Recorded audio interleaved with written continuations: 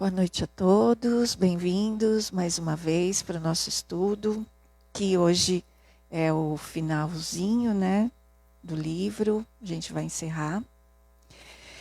E, como sempre, antes da gente iniciar o nosso estudo, a gente agradece a oportunidade de estarmos aqui reunidos e pede que a espiritualidade amiga continue nos intuindo, fazendo com que a gente consiga entender cada vez mais as explicações que a Yarinha nos traz através das palavras do André Luiz. Então vamos fechar os nossos olhos, respirar profundamente, aquietar os pensamentos, e deixar que a espiritualidade conduza o nosso sentir para música em forma de prece, ou a prece em forma de música. Que a gente sinta a prece que Jesus nos deixou.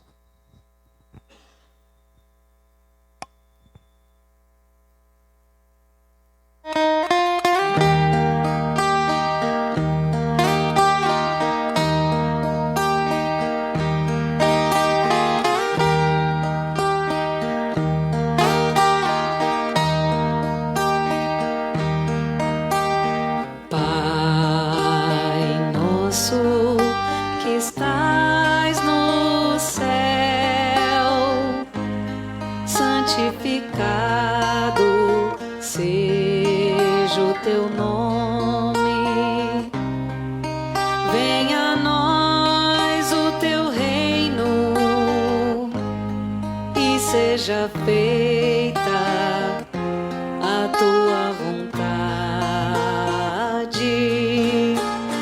Pai, meu Pai, meu Pai do céu, meu Pai do céu, eu quase me esqueci que o teu amor vela por mim. Vela por mim, que seja feito assim.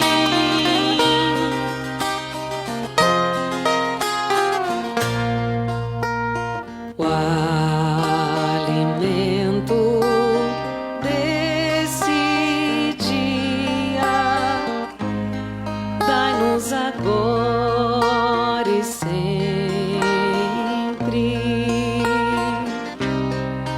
Perdoai as nossas ofensas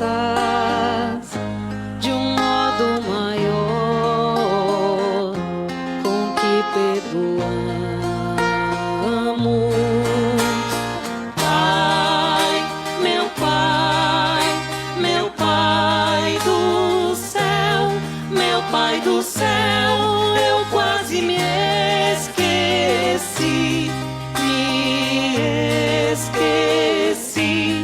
Que o teu amor vela por mim, que seja feito assim.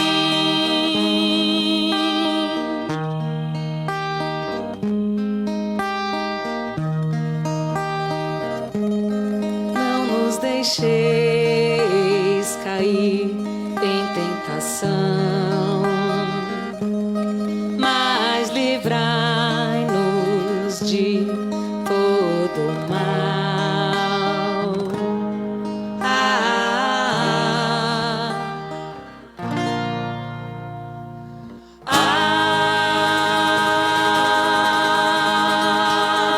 Amém. Então, hoje a gente vai agora falar o capítulo 19, a serva fiel. Antes de entrar no tema principal do capítulo, falar sobre a serva fiel, a Adelaide, o André ele começa comentando sobre o desencarne de Cavalcante, que foi difícil, e que ele foi vítima da eutanásia. E ele explica os efeitos e as consequências desse tipo de procedimento no corpo espiritual. Só que essas explicações todas foram bem explicadas na semana passada, né? Então, hoje, se alguém tiver alguma dúvida ainda sobre eutanásia, na oportunidade que tiverem, podem perguntar. Boa noite, gente. Tanto a questão química da eutanásia, que congestiona as energias do perispírito, corpo, naquela cola que é o duplo etérico, também a overdose, tá bom? É muito parecido o processo, tá? Então, a pessoa que desencarna por uma overdose, ela tem essa paralisia, esse congestionamento, né? E dá um alienamento do espírito. Ele não, às vezes, percebe o que está acontecendo em tempo real, mas não quer dizer que a mente fica dormindo. Às vezes a mente está em pesadelo, né? Então ele pode ter desdobramento de quadros mentais dolorosos. Então, o Cavalcante estava num processo muito lento de recuperação. E para acelerar esse processo, o Jerônimo deixou o padre Hipólito incumbido de fazer a recuperação dele, porque ele estava tão acostumado com aquele ambiente de sacerdote, padres, que o padre Hipólito era mais aceitável para ele. Qualquer outro colaborador que chegasse perto dele para aplicar passes restauradores, curativos, ele repudiava, ele travava. Então, isso ia dificultando e retardando o tratamento dele. E isso já fazia 25 dias que tinha acontecido e ele estava naquele processo. E a equipe, né? Então, o Hipólito ficaria lá, junto com a Luciana, e o André e o Jerônimo voltariam para a instituição evangélica, porque eles tinham que fazer, acompanhar o desencarne da irmã Adelaide. Que Adelaide estava em processo já muito fácil, né, de aceitação, ela aceitava. Então, não ia ter problema aquele desencarne. E a prova disso era que quando eles chegavam na casa onde ela estava, né, deitada, acamada, ela já se desprendia do corpo para conversar com eles. Então, o corpo dela físico ficava deitado e o espírito ficava ali conversando com eles. Na antevéspera do desenlace da Adelaide, o André teve a oportunidade de ver o Bezerra de Menezes chegando para conversar com ela, trazer palavras confortadoras, de ânimo, né? E a Adelaide, ela trabalhou com o Bezerra de Menezes durante uma fase da vida dela, numa casa espírita. Ela foi uma divulgadora do espiritismo.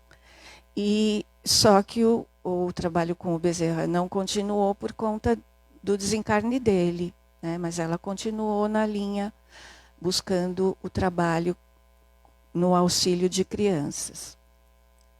Então ela fala para o Bezerra, ela fica muito agradecida e emocionada com a visita dele, mas ela fala que ela não quer dificultar o trabalho dos amigos espirituais, porque por conta das preocupações que ela tem, né, na carne. Então o Bezerra, muito atencioso, falava assim para ela: ora, Adelaide, morrer é muito mais fácil que nascer. Para morrer, às vezes basta um leve empurrão. em ocasiões como essa, a resolução é quase tudo.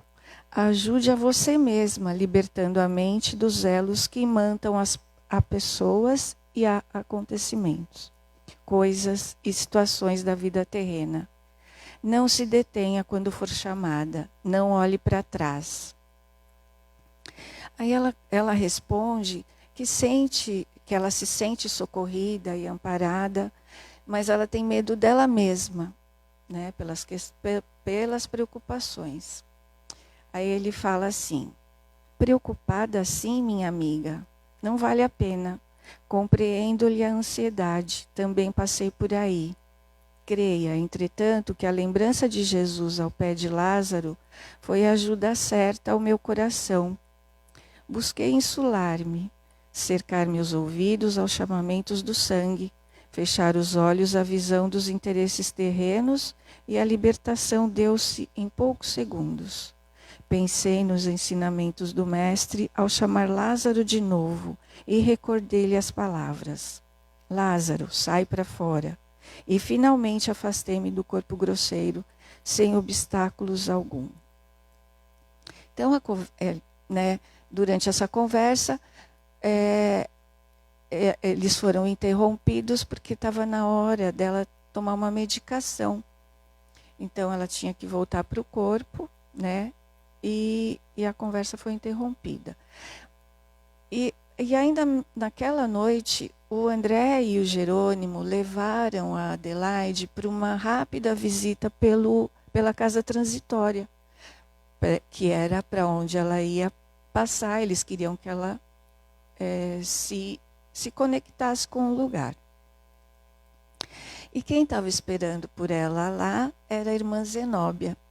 Queria muito vê-la antes dela desencarnar para dar forças, né, palavras de bom ânimo. E a Adelaide expôs para ela as dificuldades dela, os medos que ela estava naquele momento, porque ela estava muito ligada à obra dela, que era a instituição evangélica. E não só à obra, mas aos amigos e aos colaboradores da instituição. E como ela era uma pessoa multitarefas, ela fazia de tudo, ela não ficava presa só num papel dentro da instituição. Ela sabia todos os serviços da instituição. Então, ela era uma pessoa que, mesmo ela não pondo a mão na massa, sabiam, os funcionários, os colaboradores sabiam que qualquer problema que tivesse, ela iria orientá-los para que a solução acontecesse. Então, eles não tinham a confiança neles mesmos, né? E ficavam imantando para que ela ficasse, né? Eram bons pensamentos, mas isso estava dificultando o desenlace da Adelaide. Então, isso interferia na mente da Adelaide, né? Então, a Zenóbia fala para ela que sabe muito bem desses obstáculos que ela está falando, mas para que ela não fique preocupada. E que a morte é o melhor antídoto da idolatria, porque quando ela não estiver mais lá, as pessoas vão ter que se virar e cada um fazer o seu trabalho, e se errar, né, tem um jeito de consertar. Depois a Zenóbia ficou pensando por alguns instantes assim e falou para ela: a gente tem a noite de amanhã ainda, porque o desenlace da Adelaide já estava marcado, né? Então ela falou: a gente tem a noite de amanhã ainda. Vou aproveitar para fazer uma reunião com os colaboradores e vou chamá-los para a compreensão de tudo isso que está acontecendo com você. E vou pedir ajuda dos amigos aqui para que essa reunião seja organizada. Elas ficaram conversando mais alguns instantes, mais alguns momentos, o que foi bom, porque a Adelaide saiu daquele pensamento único que ela que estava martelando na cabeça dela. Então, eles falaram sobre outros assuntos. E quando a Adelaide retornou para o corpo físico, ela estava bem mais tranquila, estava bem mais calma. E isso fez com que ela se tranquilizasse e, além de tudo, o Jerônimo aplicou passes, né, tranquilizantes, para que ela ficasse, para que ela ficando tranquila, os colaboradores da instituição iam tirar a atenção dela, né, sobre ela.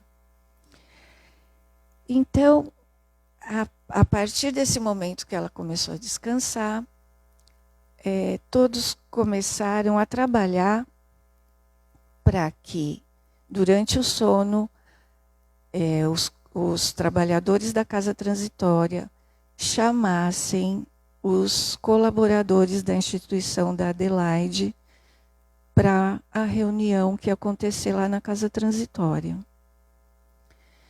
E a Zenóbia estava lá, trouxeram também a Adelaide, e a Adelaide ao lado da Zenóbia,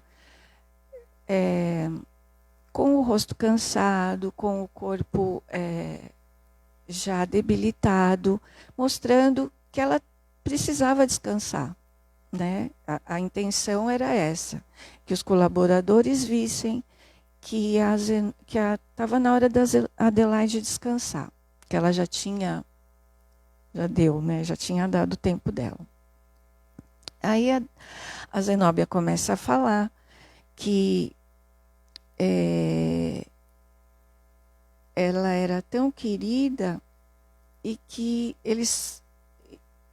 ela estava muito enferma e que eles precisavam parar de levar aqueles pensamentos, né, para ela. Então ela fala assim: minhas irmãs, meus amigos, serei breve. Venho até aqui somente fazer-vos um pequeno apelo. Não ignorais que nossa Adelaide necessita passagem livre a caminho da espiritualidade superior.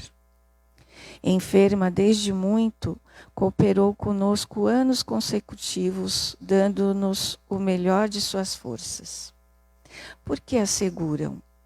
Há dias o quarto de repouso físico da doente, que nos é tão amada, permanece enlaçado com pensamentos angustiosos. Adelaide apenas restituirá a maquinaria gasta da natureza. Continuará contribuindo nos serviços da verdade e do amor, com ânimo inextinguível. Vocês afirmam mentalmente que Adelaide é viga mestra desse pouso de amor, que surgirão dificuldades, talvez invencíveis, para que seja substituída no leme da orientação geral. Adelaide conhece sua condição de colaboradora leal e não deseja lauréis de modo algum. Aguarda apenas que os companheiros de luta transfiram para Cristo todo esse reconhecimento. E logo após essas palavras, a Zenóbia terminou com uma linda oração. E a Adelaide, quando retornou para a matéria, ela estava tão radiante que ela estava revigorada. E a volta do espírito dela no corpo causou um complicado e doloroso, sabe? Foi complicado e dolorida essa volta. E causou nela um súbito mal-estar. E depois das palavras esclarecedoras da Zenóbia, extinguiram-se as correntes mentais que os colaboradores estavam enviando e retendo a Adelaide. E Jerônimo, que estava ao lado da Adelaide, a tranquiliza falando assim: não se incomode, minha amiga, o casulo reduziu-se, mas as suas asas cresceram. Pense agora no voo que virá.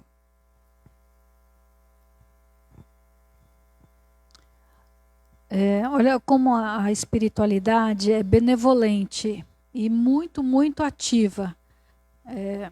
A criatividade, a avaliação de cada caso. Então, estamos diante de um quadro de um desencarne de uma pessoa que praticou muito bem, desenvolveu, através do seu trabalho, das suas atitudes, muitos elos de admiração e de carinho, mas em que, em alguns momentos, esse elo de admiração e de carinho virou apego. Às vezes a gente admira tanto alguém, é muito comum isso com uma mãe, com um pai, né? A gente admira tanto e sente tanta necessidade dessa pessoa em nossa vida, que quando chega a hora da partida, nós acabamos nos tornando algozes, né? A gente acaba machucando a pessoa, né? Quando a gente está em oração, a nossa oração é um verdadeiro banho de medicações. Se a gente pensar que toda a medicação que a gente conhece na Terra sai do elemento cósmico universal, sai da matéria-prima que é Deus, né? E através de todo o processo, né, químico, a gente vai tendo as substâncias específicas, a gente pensar que tudo isso está no nosso organismo, e quando a gente entra numa mudança de nível de consciência com o poder da fé, a gente exterioriza essa medicação, essa função química, e isso chega na pessoa. Então, naquele momento, a própria Adelaide não sentia o quanto que o corpo estava debilitado, porque ela estava sendo sustentada magneticamente pelas pessoas que amavam ela. Quando, na reunião espiritual, esse grupo de pessoas que tanto gostavam dela, tanto admiravam, entenderam que estava na hora de permitir a passagem, aceitaram, entender uma coisa, aceitar é outra, não é? Entender é uma coisa, aceitar é outra. Então, quando esse processo acontece, a passagem da vibração continua sendo positiva, mas com outro direcionamento intencional.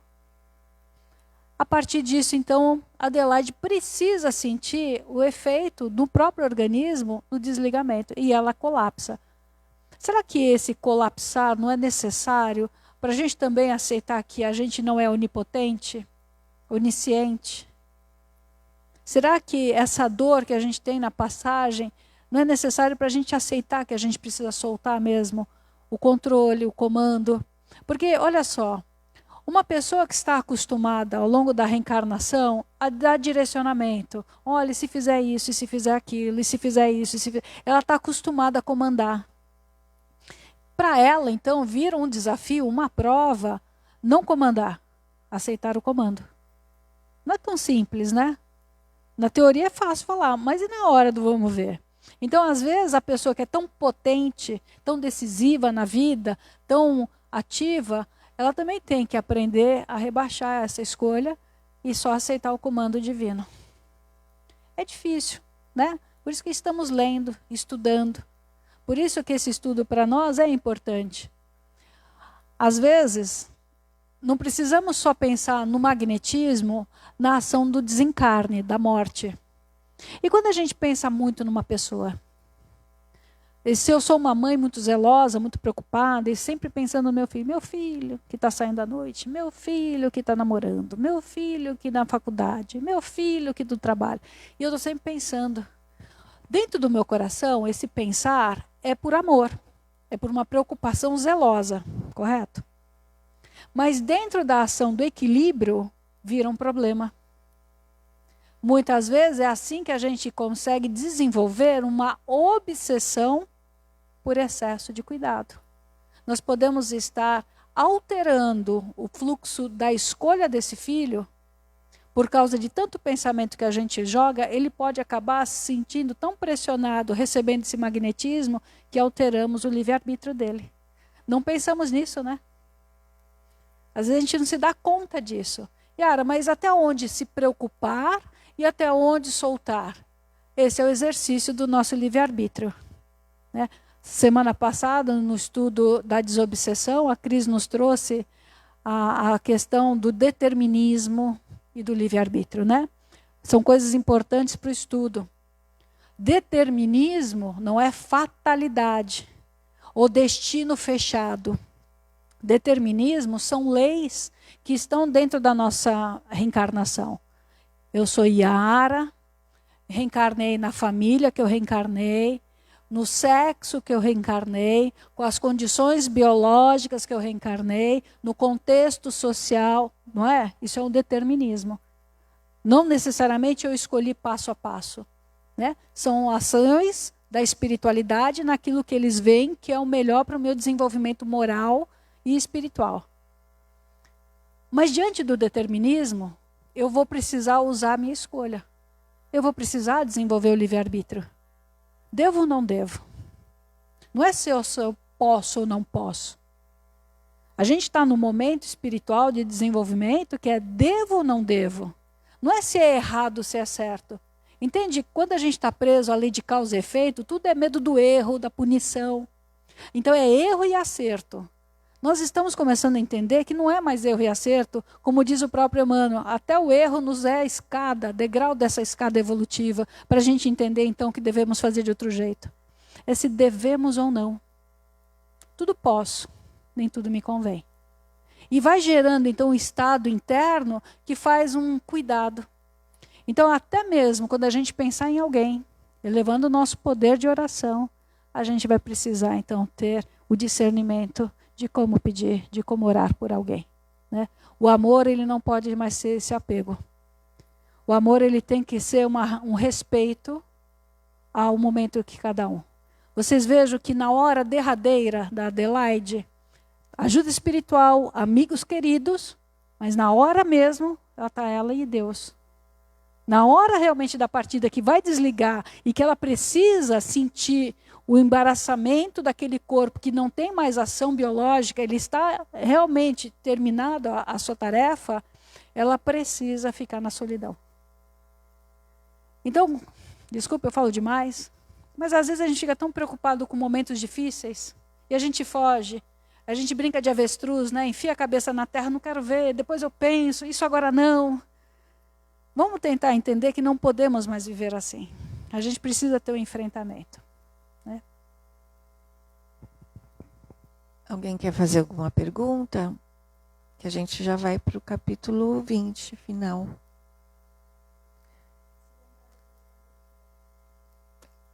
Então, capítulo 20, ação de graças. Esse título é porque todo o grupo irá fazer os agradecimentos finais lá na casa transitória. E eles já, os trabalhadores, né, a equipe socorrista tá muito saudosa de casa já. E eles já estão fora há um tempo. E o André, ele fala assim: efetivamente, as saudades de nossa vida harmoniosa e bela, nos planos mais altos, dominavam-nos o coração. E ele complementa que os serviços que eles fizeram nas regiões inferiores lhe trouxeram experiência, sabedoria, acentuava o equilíbrio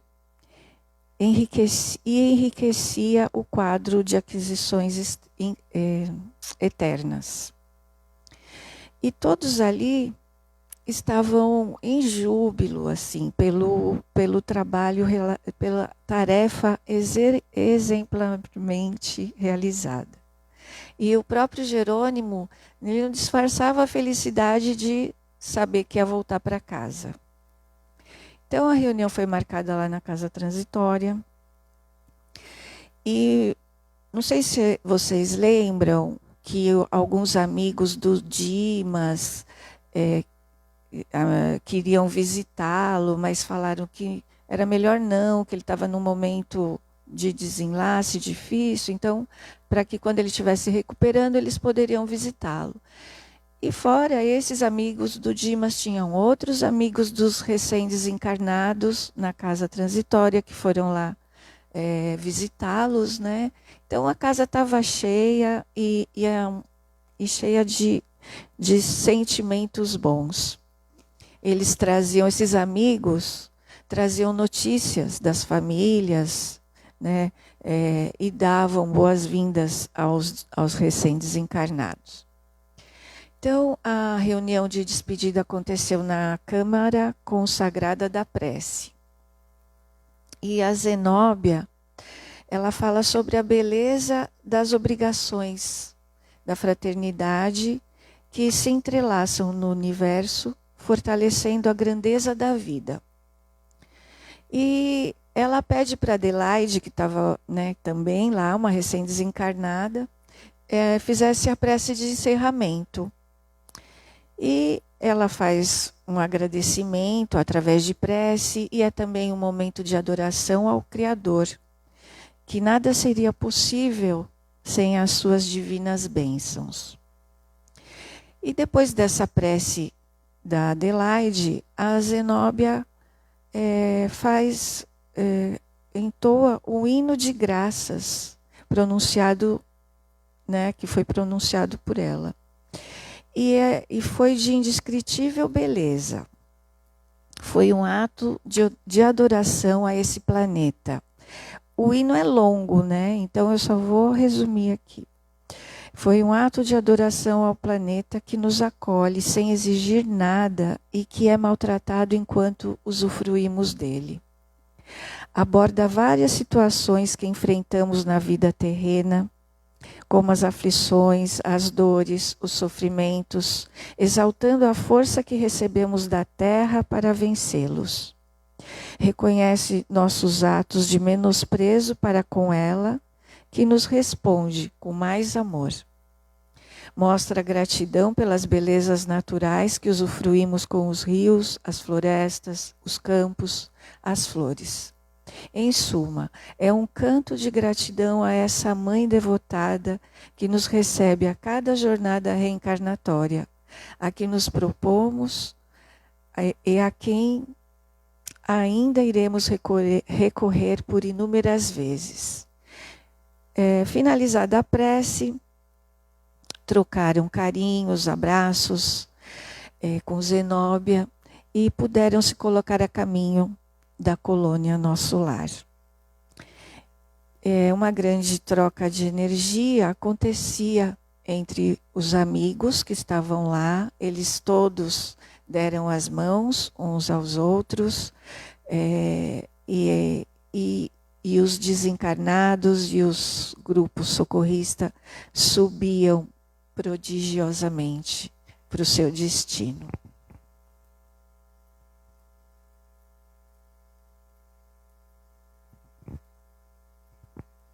Tudo que a espiritualidade começa e finaliza é dando graças a Deus, né? É a oração, né? Hoje estamos encerrando o nosso estudo, que é um estudo de uma construção. Às vezes a gente fala assim, nossa, não aprendi nada. O que será que eu lembro do livro? O que será que eu absorvi? Mas quando a gente tiver a experiência de viver, quando nós formos convidados a passar por alguma experiência assim, o conhecimento vem, né? Que a gente não fique preocupado em entender tudo, mas de elaborar. O que é elaborar? É trazer a carga emocional dos nossos medos a um confronto. E que esse confronto traga essa lucidez na hora que é mais necessária. Uma coisa interessante nesse fechamento, o perigo do endeusamento. Lembram quando o Chico desencarnou, que foi quando o Brasil ganhou a Copa do Mundo?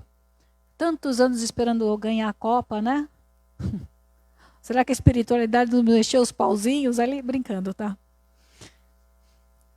Mas ele falava que ele ia desencarnar no momento que o país estivesse muito feliz, né? No momento que estivesse muito feliz. É símbolo. A morte não é uma tristeza. A morte é um momento importante. Então, que pudéssemos trazer a felicidade também. A felicidade do quê? De ter cumprido, de ter realizado, né? Ter tido êxito. Então, quando ela fala que é importante que a gente não idolatre, mas que a gente respeite, é para que a gente consiga ter autonomia. Então, a gente ama um Chico Xavier, a gente ama uma Madre Teresa, a gente ama um Gandhi, a gente ama essas pessoas, no reconhecimento que elas nos ofertaram. Porque, através do que eles nos deram, ajuda que a gente vá construindo o nosso conhecimento. E é o conhecimento que vai trazendo a liberdade, né? Não é intelectualizar, é elaborar. É a hora que eu tiver que usar o conhecimento espiritual, moral, ele esteja do meu lado. Não podemos dizer que isso é fé? Né? Fé não é um grupo de dogmas. Fé é um exercício. É um jeito de sentir. Então, Deus não está só aqui. Deus está na sua casa. Deus está nos seus cachorrinhos. Deus está no seu trabalho. Né? Deus está em tudo e em todos. E quando a gente conseguir começar a olhar isso com mais calma, com mais verdade, não só como uma teoria, quando isso estiver realmente fazendo parte do nosso dia, nós teremos menos medo da vida. Alguém gostaria de falar alguma coisa? Alguma ideia que ficou, que faltou para a gente, semana que vem, já dar sequência no próximo? Quer falar? Não fica presa no relógio, não. Né? Não. O que é? É assim, você falou agora sobre o Chico, a Madre Teresa. Eu vejo isso no Evangelho. O Evangelho me traz assim tanta segurança de ler e tentar colocar na minha vida, e eu vejo assim muito positivo as lições que Jesus nos deixou, como ela é positiva nas nossas vidas quando a gente tenta ver assim minuciosamente aquelas coisinhas e tentar trabalhar devagarzinho, porque eu sou assim, né? Mas aí eu coloco para você, endeusar o Evangelho, Jesus, ou é aprender mesmo a vontade de colocar na minha vida as lições que Jesus deixou dentro da sabedoria máxima dele? Aí é um pouco diferente. Jesus é um indivíduo excepcional, mas ele também é uma grande fraternidade. Ele não é só um, ele é um coletivo já. Ele já virou uma força tão grande, tão poderosa, que a mensagem dele está em todos. Nós ainda somos só indivíduo. Então, quando você recebe a força do Evangelho, você não está endeusando o Evangelho. Ele está sendo um motivador para que você se aperfeiçoe. Né? Muito bom. A pedra do rio vai batendo a água, vai batendo a água, vai batendo a água.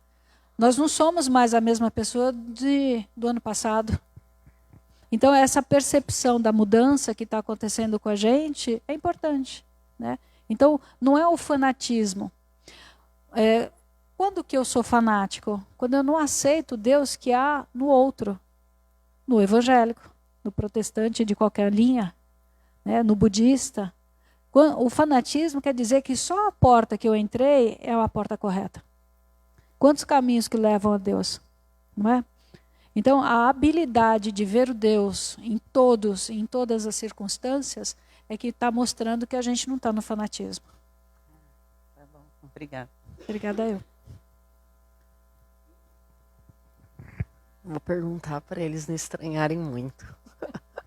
Até a Bianca estava pedindo para eu perguntar. Não, duas coisas. Uma, esse endeusar não ficou muito claro, porque assim, inspirar é diferente, né? Então, por exemplo, os apóstolos, eu me inspiro muito, principalmente em Paulo de Tarso. Até onde é endeusar e até onde é inspirar? Então, não sei, eu pensei muito no Arigó hoje, vou usar ele como exemplo. Então, a gente pensa no médium Arigó.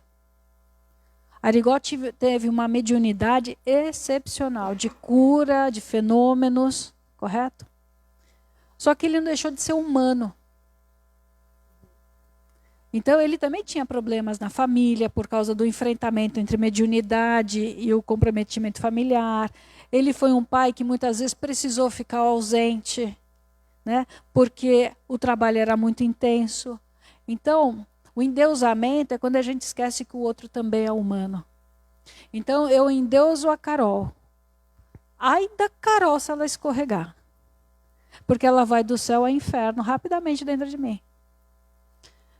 Então, respeitar, admirar, gostar do trabalho do outro, tem que levar em consideração que ele também é um outro no caminho, em evolução, que não está pronto. Podemos até ter uma persona muito bonita de aparência de bondade. Podemos ter uma persona de excelente caráter, mas todos nós temos, debaixo de uma pedra, sempre tem um réptil. Desculpa as brincadeiras. Todos nós temos coisinhas escondidas que não estão bonitas ainda, né? E que a gente aceite isso também, que a gente pare de ter vergonha, querer um modelo de perfeição que a gente ainda não alcançou. Nós temos um modelo para seguir, mas que a gente ainda está a caminho. E os apóstolos já estariam no coletivo também. Ah, já. Já, Os né? santos. Nem todo santo é santo. Nem toda pessoa que foi canonizada realmente foi um espírito evoluído. Muitos foram jogadas políticas, linguaruda, né? Foram jogadas políticas e colocaram ele como um santo. Mas muitos desses foram realmente pessoas dignas, que produziram o bem para a humanidade. Então, eles não são só, eles viraram uma corrente. O próprio Bezerra de Menezes, que segundo Divaldo Pereira Franco, em 2016, disse, porque eu estava lá no dia, escutei pessoalmente, que ele havia reencarnado. Bezerra de Menezes, Joana de Ângeles, eles já haviam reencarnado. Então, hoje, Bezerra de Menezes é uma corrente. Né? Quando a gente pensa em Maria, lógico, é o espírito de Maria, mas é uma corrente de milhares de pessoas servindo e ajudando nos dois planos. Né? Então é isso que a gente fala que a pessoa fica coletiva. Né? Ela não perde a individualidade dela, mas ela não serve só aos interesses pessoais, ela serve à coletividade. Eu queria só, para finalizar, agradecer. Eu sei que não é endeusar, tá bom? Mas é agradecer mesmo, porque não só a Bianca, você, mas cada um, né? A gente está finalizando um livro e, assim, na minha experiência pessoal, tem sido transformador esse curso, desde o nosso lar, né? Em quantas ocasiões que me vêm os desafios, e é o que você falou hoje. Às vezes a gente pensa assim, será que eu estou aprendendo? Várias vezes eu penso. Né? Será que eu estou aprendendo mesmo? Mas quando vem o desafio, muitas vezes me vem até frases assim, soltas, assim, na minha mente, na hora que eu estou vivendo. Eu falo, nossa... Então, realmente é um exercício de confiança também nesse processo que a gente vivenciando. Eu queria agradecer muito vocês duas, né, mas todos que fazem parte aqui do curso, mas a corrente espiritual também que nos auxilia, né, no entendimento. Muito obrigada. A importância da leitura, a importância do resumo que a Bia faz, né, o relembrar as passagens importantes, né, acende. Quando a gente lê em casa é uma coisa, que a gente está pegando, mas quando a gente está aqui junto e relembramos a história, através do comando mental da espiritualidade maior, acionamos a nossa glândula pineal a reviver estruturas já aprendidas na alma, não no cérebro apenas. E isso fixa comportamento, isso nos dá resistência, porque nós vamos viver a tentação dos defeitos, dos vícios. Então, isso nos dá uma resistência até magnética também, para não cair de novo em tentação. Então, estudar é um trabalho, estudar é um remédio. Não, e fora isso é uma grande terapia, né? Porque mexe até com as nossas emoções. Muitas vezes eu fico extremamente emocionada e eu tenho certeza que todo mundo vem aquela emoção, porque o que você fala muitas vezes se conecta às nossas histórias pessoais. Então, muito obrigada. Eunice, queria falar, eu já te passo. Eunice. Eu não vi quem foi primeiro. É que eu olhei para cá.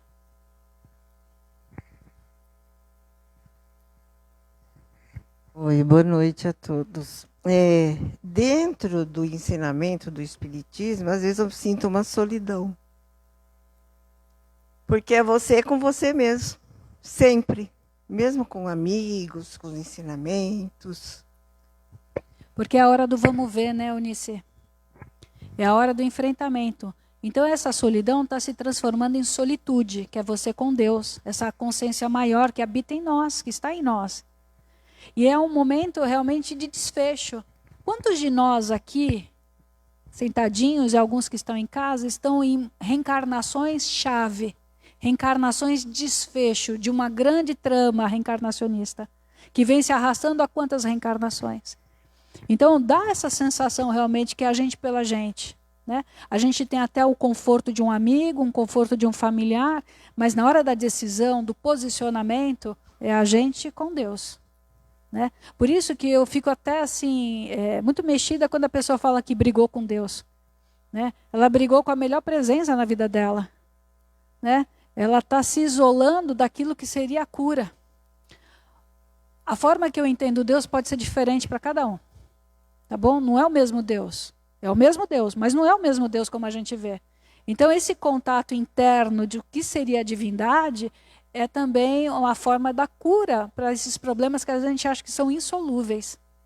São montanhas enormes.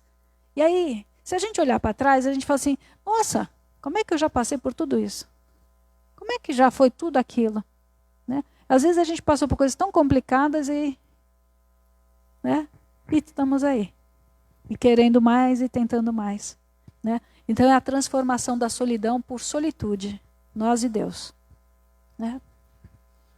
Ainda sobre a idolatria, após o desencarne do Divaldo, nos canais espíritas começou aquela série de perguntas. E agora, o que será do espiritismo? Perdemos o Chico e agora perdemos o Divaldo. E não tem nenhum despontando assim como um grande representante da doutrina dos espíritos. E agora o que será de nós?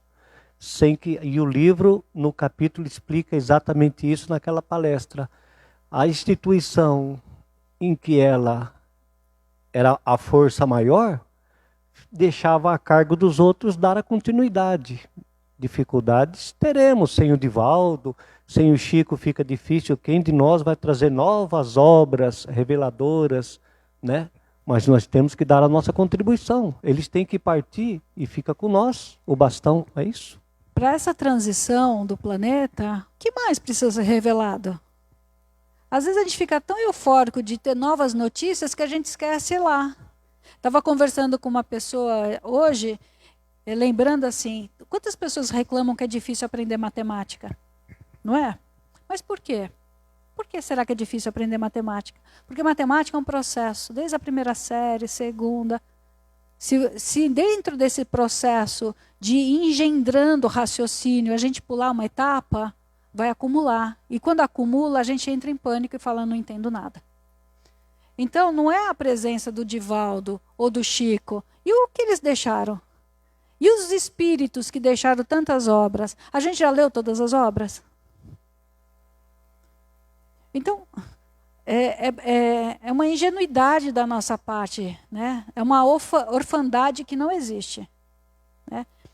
E lembra, uma das coisas importantes da obra de Allan Kardec é o seguinte, toda a comunicação era por vários médiuns, não era por um. Tudo que foi escrito, quando tinham as perguntas e respostas dos livros, não eram apenas vindo de um exclusivo médium. E não era de uma única região, eram de várias regiões, falando no mesmo tempo coisas idênticas, sem saber. Exatamente. Então, ele está aqui. Né? A gente precisa, ainda na fantasia egóica, de um grande líder. Mas o grande líder é Jesus. A gente precisa tocar, a gente precisa sentir. Né? Então é bobagem da nossa parte achar que a gente precisa daquilo. O caminho já está traçado. Vai depender da gente não se encher de vaidade, querer ter muitas razões e poucas ações. Né? Mas uma coisa, aqui nós que frequentamos há tanto tempo a casa, quando a gente se reporta lá a casinha, né? Quando eu me sentia totalmente chúcara, hoje eu percebo o quanto eu fui chúcara mesmo e já ganhei. É bonito isso. É verdade, gente, é verdade. Já tenho minha mochila, já dá para sentir alguma coisa lá dentro. Mas o nosso maior agradecimento quando finda um livro, né? Um estudo, né? Que agora já recomeça outro, é a nossa gratidão, porque, sabe, Yara, você, a Bia, nos faz perceber entre linhas. Por isso que eu acho a importância de ler o que vai ser dito antecipadamente, porque você faz a gente perceber o que a gente não consegue perceber lendo normalmente, não é? A gente vê entre linhas, com vocês falando, sabe? E as perguntas, né? Obrigado. Nossa, gratidão Mas mesmo. a gente, quantas vezes a gente já leu o Evangelho? Quantas vezes? Que é um livro muito lido, né? Quantas vezes? Mas às vezes vai ter aquela mesma lição que já, mesmo meio que decorada, a gente vai ver alguma coisa. Porque o Espírito não para. Ele está sempre, mesmo parecendo que ele estacionou numa decadência moral, aquela decadência é movimento. Aquilo também é experiência que vai chegar a hora dele usar a potência, a polaridade invertida para o bem. Você vê um criminoso que é tão inteligente, tão astuto. Quando ele entender o equívoco, ele vai usar essa força que ele desenvolveu no errado para o bem. Deus não leva em conta os tempos da ignorância, nós é que levamos. Quando a gente entender que vale a pena certos caminhos, a gente solta. É verdade, é verdade. O Dr. Reis uma vez nos disse que você conseguia captar tão bem as lições. Lógico, é verdade. Porque você conseguia se colocar dentro da história. E hoje, eu já percebo em mim um pouquinho disso. Entrar dentro da história. Porque às vezes você está lendo e as pessoas em volta falam, você está prestando atenção no que eles estão falando. Então você não está, né, entrando na lição. Isso eu acho fundamental. Nossa, aqui nós temos hoje, graças a Deus, uma gama de oradores aí que, por excelência, viu?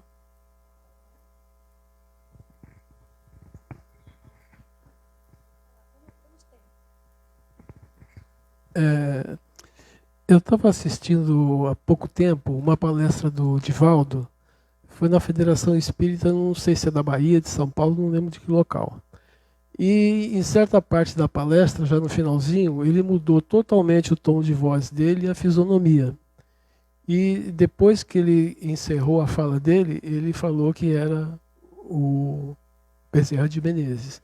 Seria então algum espírito da corrente? Não, cuidado, Mauro. O fato, muitas vezes, de um espírito do escol de Bezerra de Menezes estar encarnado e da comunicação espiritual não é nada assombroso. Bicorporeidade, bilocação, capacidade de desdobramento de almas assim é uma coisa espetacular. Você vê que ele ensina a Adelaide a falar assim, olha, entrega na mão de Deus. Ele mesmo fez o desligamento do corpo dele, né? Então, ele traz uma sabedoria, um conhecimento de alma que nós ainda estamos descobrindo, que parece ainda muito fantasioso, muito novelesco, mas aos poucos a gente vê que é uma realidade das habilidades do espírito que estão ali, né? Igual ao iceberg, né? A gente só está vendo a pontinha ainda. A Regina.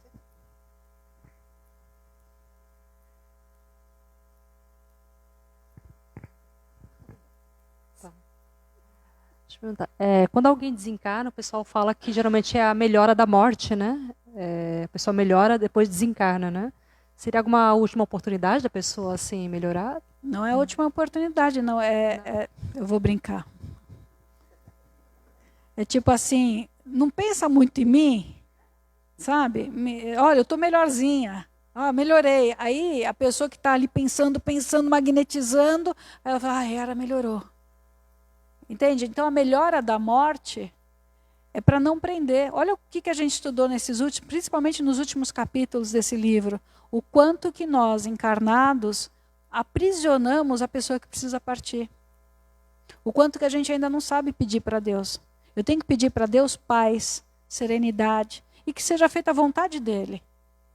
Né? Qual é a vontade dele? Aquilo que está no meu inconsciente. A gente sabe que é a vontade de Deus? Prepotência nossa, né? A gente não sabe qual é a vontade de Deus. mas eu sei qual é a vontade, eu posso acessar a vontade de Deus sobre a minha vida que está nos propósitos do meu inconsciente. Dos acordos traçados antes de reencarnar. Dos acordos feitos no momento do sono. Né? Das orientações recebidas ao longo da vida. Então, naquele momento que eu peço a Deus seja feita a vontade, é que essa pessoa consiga acessar a força da alma dela para aquele momento decisivo. Então, eu não vou pedir se melhore ou piore, que tenha paz. Gente, quem tem paz tem tudo, né? Quem tem paz tem equilíbrio para discernir. Né? Obrigada. Falando em idolatria, é difícil a gente não idolatrar uma pessoa.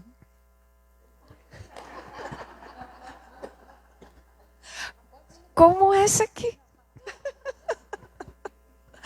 Não, gente. A Eunice quer falar. Ai, ó, não consigo falar.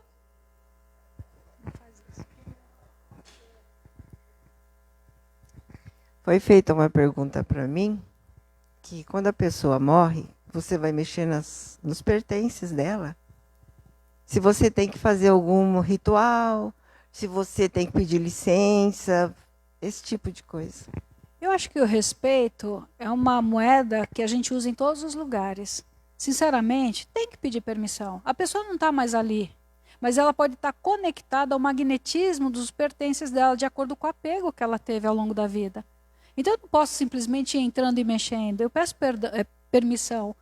E assim, uma coisa simples, não preciso fazer um ritual mágico, acender vela, acender incenso, ficar de joelho. Eu preciso conectar meu coração. Né? Quando meu pai desencarnou, a gente mexeu muito rápido nas coisas. Né? Não esperamos tanto tempo. Por mais que fosse as coisas dele, respeito, né? Permissão, né? Que estávamos fazendo aquilo, porque a vida precisava seguir. Tá? Então, tem que ser feito. Ah, Yara, mas não tem um tempo? Não é importante respeitar um tempo? Sim. É importante ter um tempo de espera antes de mexer. Qual tempo? O tempo que seu coração sentir também. Né? Não tem, falar 3 meses, fechado 3 meses. Não, tem um tempo que você vai sentir que já pode ser mexido. Aí você já me acende a lembrança, o quanto é problemático aquela mãe, aquele pai que fechou o quarto do filho, que partiu e nunca mais entrou, ou entra para chorar, para idolatrar. Virou um mausoléu o quarto do filho. Isso é muito sofrido, tanto para quem vai, quanto para quem fica. Né? A gente tem que pegar as memórias que a gente viveu. Por isso que a vida é momento. A vida é momento. Vive o momento. Se conecta ao momento que está vivendo. Porque é isso que vai ficar com a gente. Né? Matéria passa, apodrece, o corpo apodrece. Né? Então não vai ser um objeto que vai me ligar à pessoa. O que vai me ligar à pessoa é o sentimento. Que a gente não esqueça mais disso, né? Então, finalizando esse capítulo, o próximo livro de estudo será No Mundo Maior. Muitos já adquiriram o livro, que como foi falado aqui, é importante a leitura, né? Não só ouvir. Amplia mais os nossos horizontes, treina a nossa mente, né? Às vezes a gente está com dificuldade de leitura por causa dos olhos e tudo mais, né? Audiobook. Às vezes você está cozinhando e está escutando. É um jeito de estudar também. Sim, mas é legal o livro. Então a gente se prepara, semana que vem a gente já inicia No Mundo Maior e encerrando, dando graças a Deus por mais um estudo, por mais um livro, por mais uma oportunidade de aprendizado, de entendimento, de explicações, né, que muitas dúvidas foram sanadas aqui. E que a gente continue nesse ritmo de aprendizado, de boa vontade. Né? Eu sempre falo, quem está aqui hoje podia estar em casa, deitado, podia estar conversando com os amigos em algum restaurante, barzinho, mas escolheu estar aqui buscando o aprimoramento, o crescimento, o entendimento para evolução espiritual, evolução moral. Então vamos sentar confortavelmente, respirar profundamente. Quando a gente alinha a nossa coluna, né, o nosso pulmão, ele se amplia, abre, e a gente consegue sentir mais o ar entrando, preenchendo os nossos pulmões. Fechando os olhos, sentindo o carinho da espiritualidade amiga ao nosso lado.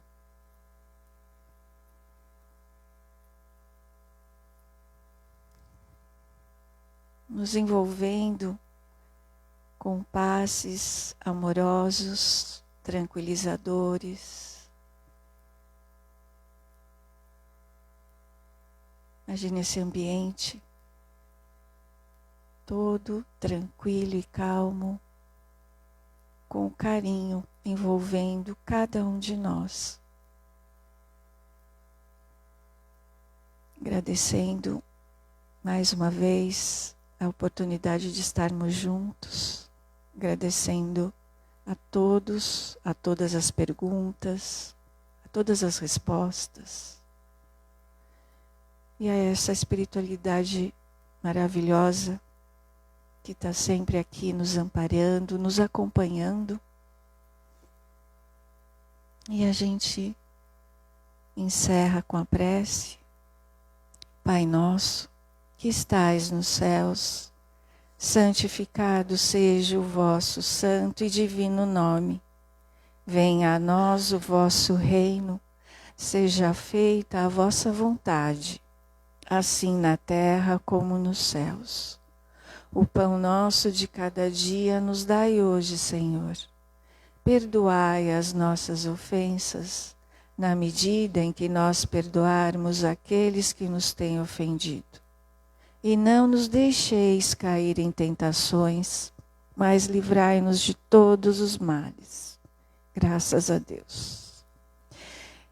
Que Jesus nos abençoe. Quem for ficar para o trabalho de desobsessão, é só continuar nas cadeiras desse lado. E quem não puder ficar, bom retorno, bom descanso e até semana que vem.